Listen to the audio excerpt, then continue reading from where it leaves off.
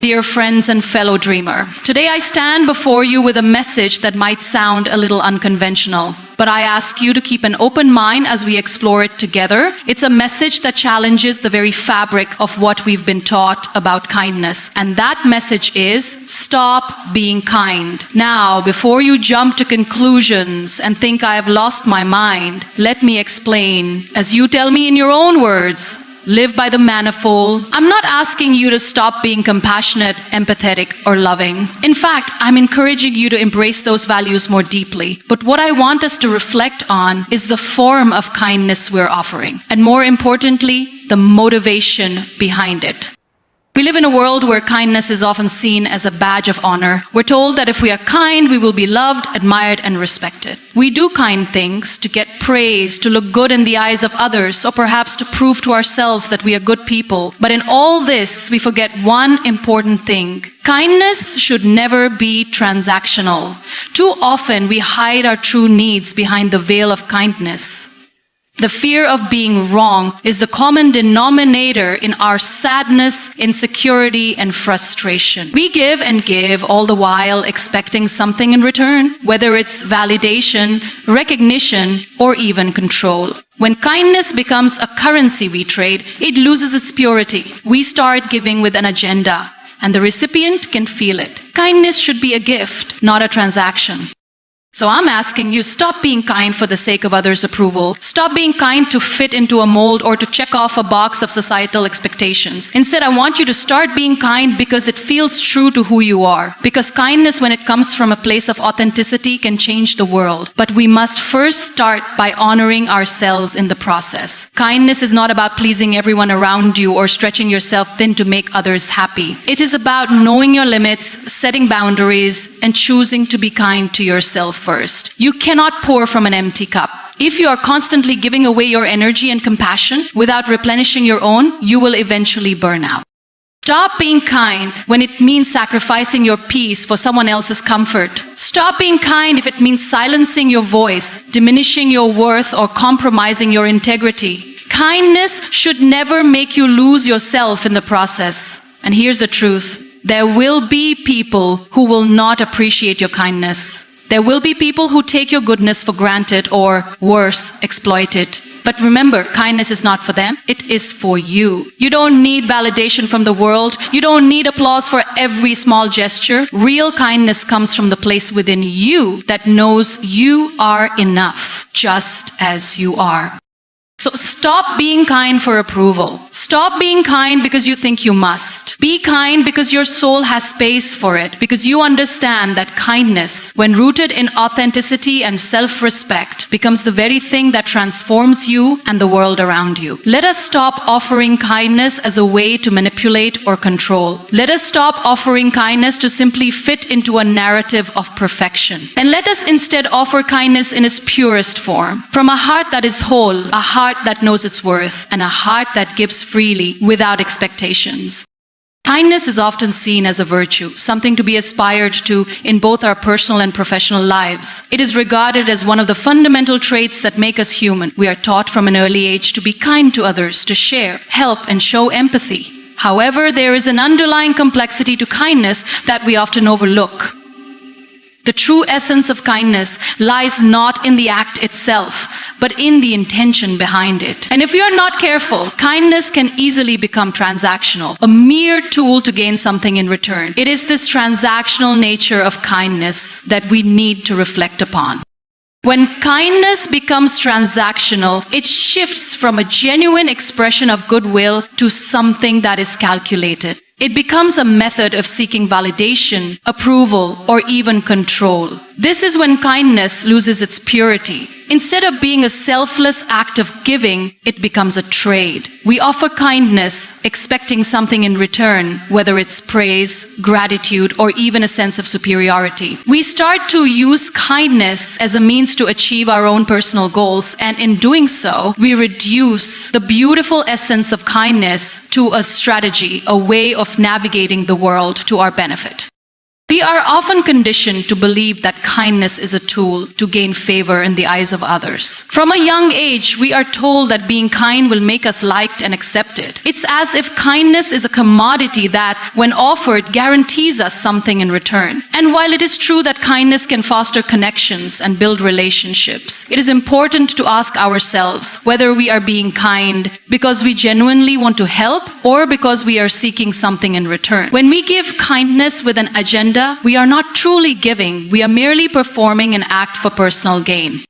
This transactional approach to kindness can manifest in many ways. For example, we may offer help to someone, but in our minds we are hoping for their gratitude, for them to recognize our generosity, or for them to owe us something in the future. We may listen to someone's problems not because we want to empathize, but because we want to feel good about ourselves or be seen as the good person. We may offer kindness to someone in a position of power, hoping it will lead to a favor or benefit down the line. In these cases, the kindness is not genuine. It is motivated by the desire for a return on the investment we've made in someone's life.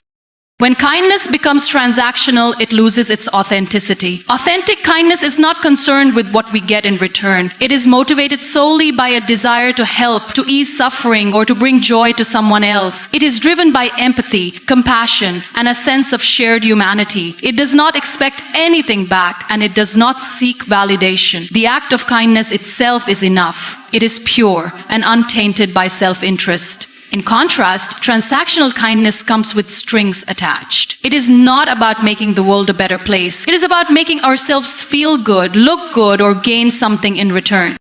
The problem with transactional kindness is that it is not sustainable. When we give kindness with the expectation of receiving something in return, we create an imbalance. We become resentful when our expectations are not met, and this resentment taints the kindness we have offered. It becomes a burden rather than a joy. We start to feel used, and our kindness feels like a sacrifice rather than a gift. The more we expect from others, the more disappointed we become when our needs are not fulfilled. This leads to burnout, frustration, and even cynicism. We may begin to question the point of being kind at all if it doesn't come with the rewards we anticipate.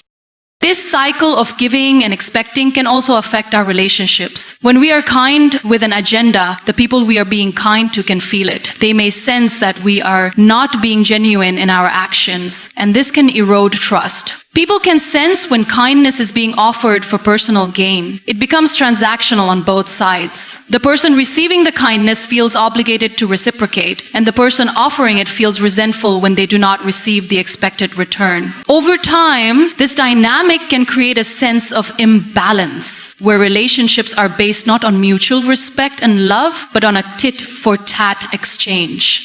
Moreover, when we approach kindness as a transaction, we lose sight of the true power of kindness. Kindness is transformative. It has the ability to heal, to build bridges, to create connections, and to bring light into dark places. But this transformation only happens when kindness is offered freely, without expectation. When we give kindness expecting something in return, we limit its power. We reduce kindness to a mere exchange, a transaction, rather than a force for good in the world. In order to reclaim the true essence of kindness, we must be willing to examine our motivations. Are we being kind because we genuinely care about others? Or are we doing it to gain something for ourselves? Are we offering kindness because we believe in the goodness of humanity? Or are we doing it to fill a void within ourselves? When we give kindness, it should be because it aligns with our values and reflects who we are as people. It should be an expression of our humanity, not a way to manipulate others or gain something in return. Authentic kindness does not require recognition. It does not need to be applauded or validated. It is enough for the person offering it to know that they have made a positive difference in someone else's life. There is no expectation of repayment, no demand for acknowledgement. The joy of kindness comes from the act itself, not from what we receive in return. When we give kindness without strings attached, we open ourselves up to the possibility of deep, meaningful connections with others. And we show up in the world not as people seeking something from others, but as people who are willing to give of themselves freely and without reservation. True kindness is also about understanding our own worth. It is not about giving away everything we have in order to prove that we are good people. It is about recognizing that we are enough just as we are, and that we do not need external validation to feel valuable. When we are kind from a place of self-respect, we are not doing it to fill a gap or compensate for our insecurities. We are doing it because we have an abundance of love, compassion, and empathy to share with others. We give because we can, not because we need something in return. The challenge for all of us is to shift our mindset around kindness. Instead of seeing it as a tool for gaining favor or recognition, we must view it as a powerful force that has the potential to transform both ourselves and the world around us. When we stop viewing kindness as a transaction, we allow it to become a genuine expression of who we are. We can give without expecting, love without conditions, and show compassion without the need for acknowledgement. This is when kindness becomes truly powerful. It is when we give not because we expect something in return, but because it is the right thing to do, the compassionate thing to do, and the human thing to do. Kindness is about freedom. It is about offering ourselves to others without the weight of expectations. When we stop being kind for personal gain, we create space for genuine connection. We begin to give not because we need something in return, but because it feels good to share our humanity with others. And in doing so, we begin to experience the true transformative power of kindness. It is in this pure form that kindness becomes something that not only changes others, but also changes us. Kindness is something we all strive for, and it is an essential trait that is celebrated worldwide. It is often seen as the golden standard for human interactions, something that binds us together, builds connections, and creates positive change. But kindness is not always as straightforward as we might think. It can often be seen through a lens of expectation and validation. We find ourselves doing kind things, not necessarily because we want to help or uplift others, but because we want something in return: validation, approval, or even admiration. When we are kind for the sake of receiving approval or recognition, we begin to make kindness a form of transaction where we give something and expect something in return. This transactional mindset can be incredibly limiting, both for ourselves and for those we interact with. Kindness, in its pure form, should not come with strings attached. It should not be motivated by the desire for applause or accolades. It should not be used as a currency to buy favor or recognition. Instead, true kindness arises from a place of authenticity, where we offer our help, compassion, or understanding without any ulterior motives. When kindness is driven by the need for approval, it often feels inauthentic. We may give without fully investing in the act because we are already thinking about the reward we expect in return. For example, we may help a colleague or friend, not because we genuinely want to support them, but because we are hoping to receive praise or to be seen as the good person. We might do a good deed, hoping that others will take note and acknowledge our effort. The problem with this approach is that it diminishes the quality of the kindness we are offering. Instead of it being a genuine expression of our values, it becomes a tool for self-gratification. This transactional form of kindness can even lead to resentment. When we expect something in return for our acts of kindness, and that expectation is not met, we may feel disappointed, frustrated, or even bitter. This is especially true when we believe we deserve recognition for the good things we do, but it is not forthcoming. We might feel unappreciated, or worse, we might begin to question why we bother being kind at all if it doesn't result in some form of validation or reward. This cycle of giving with the expectation of receiving something in return ultimately leaves us feeling empty and unfulfilled. The other side of the transactional nature of kindness is the impact it has on our relationships. When we are kind to others with the expectation of getting something back, our relationships can feel unequal. There may be an underlying sense of obligation that others feel in response to our kindness, and this can create a sense of tension. Rather than genuine connections built on mutual respect, understanding, and care, these interactions become tainted by the expectation of reciprocation. Over time, this imbalance can erode the trust that forms the foundation of any relationship. Additionally, when we rely on kindness to gain approval, we can begin to lose sight of why we are truly being kind in the first place. Kindness should never be used as a means to manipulate others or to create an image of ourselves that we think will make others like us. If our kindness is born out of a desire to be seen as a good person, we lose the authenticity that makes our actions meaningful. People can sense when our kindness is motivated by personal gain, and they may begin to feel as though we are not being sincere. Genuine kindness, on the other hand, is selfless and honest. It arises naturally from a place of compassion without any expectation of reward. The need for approval also limits the scope of kindness. When we are only kind to those who we think will reciprocate or acknowledge our efforts, we create an environment where kindness becomes conditional. We may hesitate to help someone who cannot give us anything in return, or to offer support to those who are not in a position to validate our actions. This selective kindness diminishes its power and potential. True kindness is unconditional. It is not dependent on the person receiving it, nor is it contingent on the response we get. It is an act of generosity, a gift given freely without any expectation of receiving something in return. True kindness is liberating because it allows us to step outside of ourselves and focus on others. When we give without expecting anything in return, we free ourselves from the shackles of validation seeking. We offer our kindness simply because it feels right, because we want to make the world a better place, or because we want to help someone in need. This kind of kindness strengthens relationships, fosters trust, and builds deeper connections because it is genuine, untainted by selfish motivations. It is about creating an environment where people can feel safe, supported, and valued without the pressure of having to reciprocate. Furthermore, kindness that is not rooted in the desire for approval enables us to give more freely and more often. When we release the need for validation, we can offer our support, empathy, and care to others without holding back. We no longer limit ourselves to only those who can give us something in return, and we start to see the beauty in acts of kindness that are small, quiet, and unnoticed by the world. These moments are often the most powerful because they come from a place of true generosity with no agenda behind them.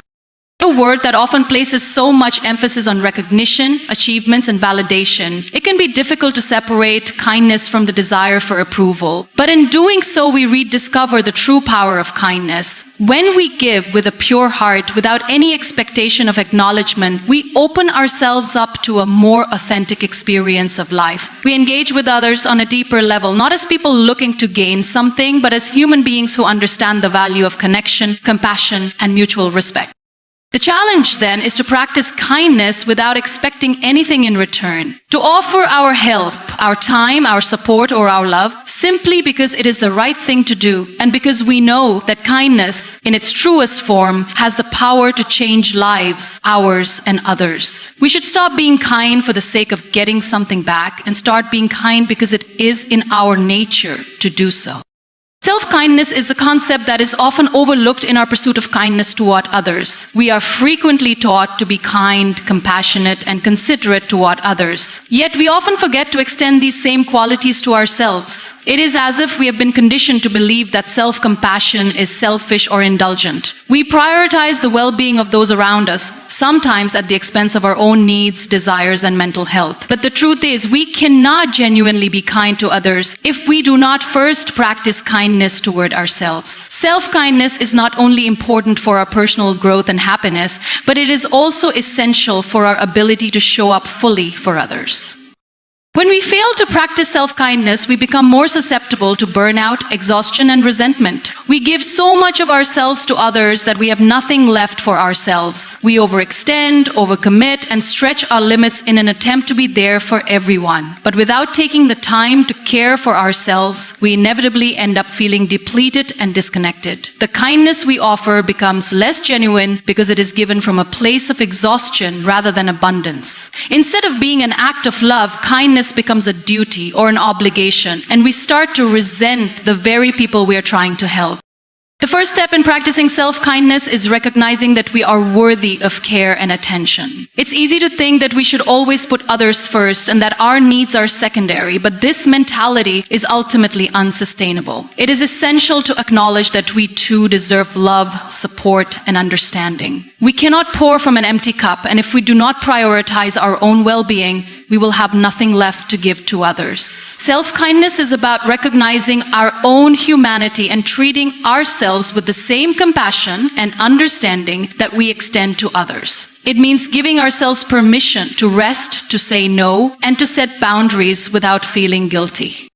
One of the most important aspects of self-kindness is self-acceptance. We often hold ourselves to impossibly high standards, believing that we must always be perfect, productive, and successful. We judge ourselves harshly for our mistakes, shortcomings, and perceived failures. But self-kindness requires us to let go of the need for perfection. It means accepting ourselves as we are, flaws and all, and being gentle with ourselves when we fall short. We must learn to speak to ourselves with the same care and encouragement that we would offer a friend. Instead of berating ourselves for not being perfect, we can acknowledge our efforts and celebrate our progress, no matter how small.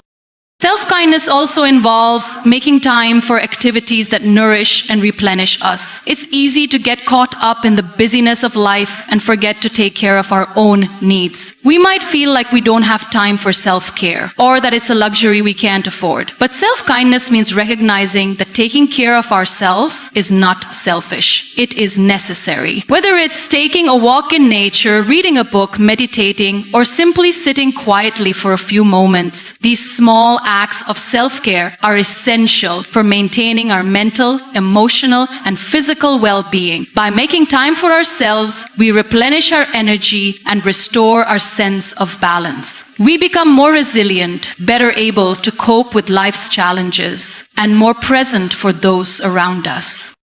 Setting boundaries is another crucial aspect of self-kindness. Many of us struggle to say no or to establish limits, especially when it comes to the needs of others. We might feel guilty or fear disappointing people if we decline requests for help or assistance. However, setting healthy boundaries is an act of self-respect and self-care. It is about recognizing that we cannot do everything for everyone and that our time and energy are finite resources. By setting boundaries, we protect ourselves from burnout and ensure that we are able to show up in a meaningful way when it matters most. Saying no is not a rejection of others. It is a way of honoring our own needs and taking care of ourselves.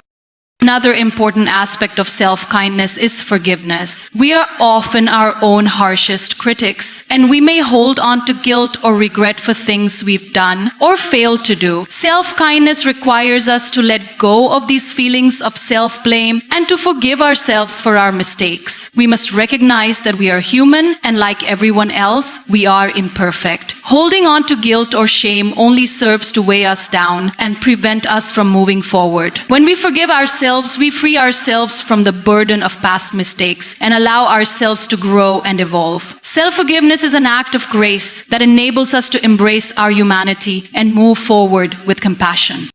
Practicing self-kindness is also about cultivating a positive inner dialogue. Many of us engage in negative self-talk, focusing on our flaws, weaknesses, and perceived failures. We may tell ourselves that we are not good enough, not smart enough, or not worthy of love and success. This kind of thinking can be incredibly damaging and can erode our self-esteem over time. Self-kindness involves changing the way we speak to ourselves. Instead of focusing on our shortcomings, we can choose to affirm our strengths and celebrate our achievements. We can remind ourselves that we are deserving of love, success, and happiness just as we are. By shifting our inner dialogue, we create a more supportive and nurturing environment for ourselves, which allows us to flourish and grow.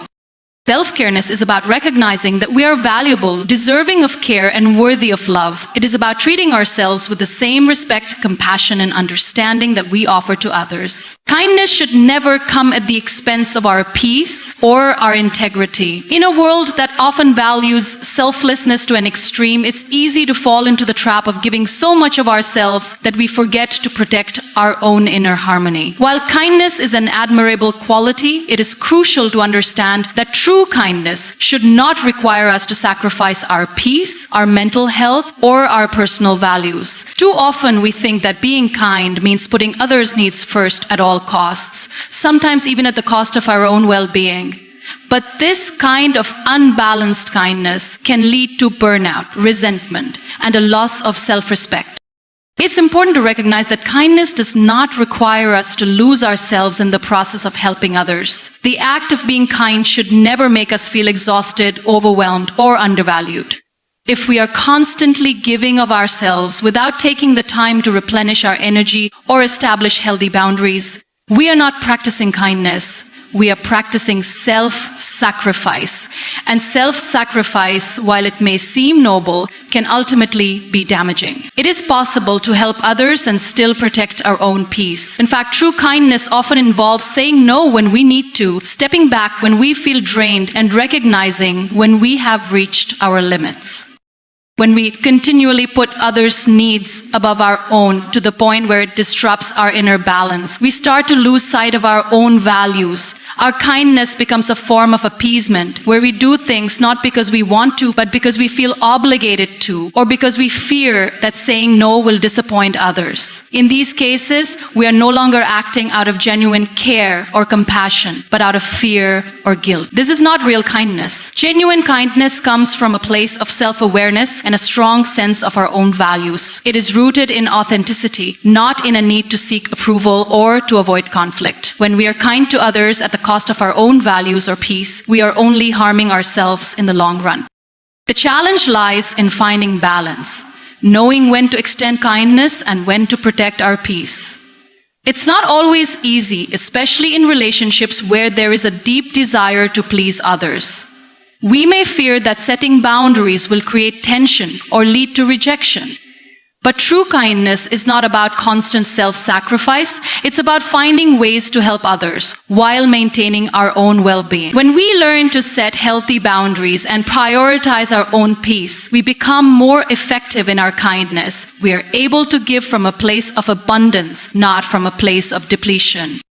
When we are at peace with ourselves, we are more capable of being present and offering genuine kindness to others. But if we allow others' needs to constantly overshadow our own, we risk losing the ability to truly connect. In order to be kind, we must first be kind to ourselves by respecting our own needs, protecting our emotional and mental health, and ensuring that we are not giving more than we can afford. Only then can we offer kindness without resentment or frustration. Being kind at the expense of our peace can also lead to compromised integrity. Integrity is about being true to who we are, and when we overextend ourselves or compromise our values just to please others, we begin to lose touch with what truly matters to us. We may start saying yes to things we don't agree with, helping people in ways that don't align with our principles, or going along with things just to avoid conflict. This kind of behavior erodes our sense of self and can leave us feeling disconnected from our true purpose. True kindness is aligned with our values and helps us grow, both individually and as part of a community. It doesn't require us to abandon what we believe in or to act in ways that don't feel authentic. In situations where our peace and integrity are at risk, kindness must be tempered with wisdom. It's essential to take a step back and reflect on what we are willing to give and what we are not. In moments of conflict or pressure, we must ask ourselves, is this act of kindness aligned with my values? Is this a genuine expression of my care, or is it driven by a desire to avoid discomfort or conflict? When we approach kindness with mindfulness, we ensure that we are giving in a way that doesn't compromise who we are or our emotional well-being. We are able to offer our kindness in a manner that is both generous and respectful of our own needs. At times, kindness may require us to make difficult decisions. It may require us to say no to someone in need or to step away from a situation that feels unhealthy. This may feel uncomfortable, especially if we have been conditioned to always say yes or to put others first. But true kindness involves knowing when to say no, knowing when to step back, and knowing when to protect our own peace. Saying no doesn't make us unkind. It makes us responsible stewards of our own well-being. In fact, by setting boundaries and protecting our peace, we can show up more fully for others in the future, offering the best version of ourselves. Protecting our peace doesn't mean being unkind or cold. It means being discerning. It means knowing that we cannot help everyone all the time, and that sometimes the most compassionate thing we can do for others is to give ourselves space to recharge and heal. It is not a rejection of others, but an acknowledgement of our own limitations. By respecting our own boundaries, we create healthier, more sustainable relationships based on mutual respect, not on one-sided sacrifice. The truth is, kindness should never come at the cost of our integrity or peace. Genuine kindness is rooted in self-awareness, self-respect, and balance. It is an expression of love and compassion, but it does not come with strings attached or a price tag or personal sacrifice. True kindness honors both ourselves and others, allowing us to give freely without losing our sense of self or peace. By practicing kindness in a way that honors our own well-being, we are able to offer our best selves to the world and create relationships that are built on trust, mutual respect, and genuine care. Kindness is often seen as a means of making the world a better place, and it undeniably has the power to do so. However, the true power of kindness lies not in the act itself, but in the space it creates for genuine connection and understanding. When we give kindness freely and without expectation, we open ourselves up to meaningful exchanges that go beyond surface-level interactions. But kindness should not be used as a tool to lose our identity or integrity. If we are constantly giving to others without considering our own needs, we risk losing sight of who we are and what we stand for. True kindness, in its purest form, is a reflection of our values, our beliefs, and our authentic selves. It's easy to think that kindness is simply about giving or doing for others. We often see kindness as something external, something we do for people to make their lives better. While that is certainly a part of it, kindness also involves being true to ourselves and protecting our values. When we give too much of ourselves without considering our own needs, we can lose our sense of purpose. It becomes easy to do what others want or need from us, forgetting what we want or need for ourselves. This loss of identity happens when we start to mold ourselves to meet others' expectations, forgetting that kindness is meant to be an expression of who we truly are, not a mask we wear to be accepted or liked. The risk of losing ourselves in kindness comes when we are driven by the desire to please others, to seek approval, or to avoid conflict. We might offer kindness to others because we believe it will make us liked, admired, or respected. While there's nothing wrong with wanting to be liked, using kindness as a tool for validation can erode our authenticity. If we are always trying to live up to the expectations of others, we begin to mold ourselves into something we are not, losing sight of the things that make us unique. We begin to perform acts of kindness to fit into a role or an image rather than doing so because it reflects our true nature. In these moments, kindness becomes less of an authentic expression and more of a coping mechanism. We may end up doing things for others that don't feel right simply because we think it's what they expect or because we fear rejection if we don't. This kind of kindness can be draining because it comes from a place of insecurity, not self-assurance. We are constantly seeking approval from others, and the kindness we offer becomes a way to fill that void. But the problem with seeking validation through kindness is that it is never truly fulfilling. It's a never-ending cycle of trying to meet expectations without ever fully connecting with ourselves. When we lose our sense of self in the pursuit of kindness, we set ourselves up for disappointment. If our kindness is driven by a desire for recognition or admiration, we are bound to be let down. Not everyone will acknowledge or appreciate our efforts, and when that happens, we can feel disheartened, unappreciated, or even resentful. The disappointment that comes from this expectation can lead us to question the very nature of kindness. We may begin to feel that kindness isn't worth offering if it doesn't yield the recognition or validation we anticipated. This is when we start to lose the essence of kindness and turn it into a transactional endeavor, one where we give with the expectation of receiving something in return. True kindness, however, is about giving without expecting anything in return. It is an expression of love, empathy, and understanding that does not require validation or recognition. When we offer kindness purely from the heart, without the need for acknowledgement or reward, we preserve our integrity and authenticity. We give not because we seek something in return, but because it is a reflection of who we are. This kind of kindness comes from a place of strength and self-assurance, not from a desire to gain approval or fulfill a need for validation. Practicing kindness in this way allows us to stay grounded in who we are. It is an act that reinforces our values, not compromises them. When we extend kindness to others, we do so because it aligns with our beliefs and our principles, not because it will help us fit in or gain favor. This form of kindness is sustainable and fulfilling because it is rooted in authenticity. We don't lose ourselves in the process. Instead, we show up fully as ourselves, embracing our individuality and offering kindness from a place of abundance rather than depletion. When we offer kindness without expecting anything in return, we create opportunities for genuine connections. Kindness becomes a bridge between people, a way to understand one another and build relationships based on mutual respect and care. When we are authentic in our kindness, we allow others to be authentic in their response, creating an environment where people can feel safe, understood, and valued. It is in these authentic exchanges that true transformation occurs, not just for those we are kind to, but for ourselves as well. We learn and grow through these connections, and the world becomes a better place, not because of the acts of kindness themselves, but because of the way those acts foster genuine human connection.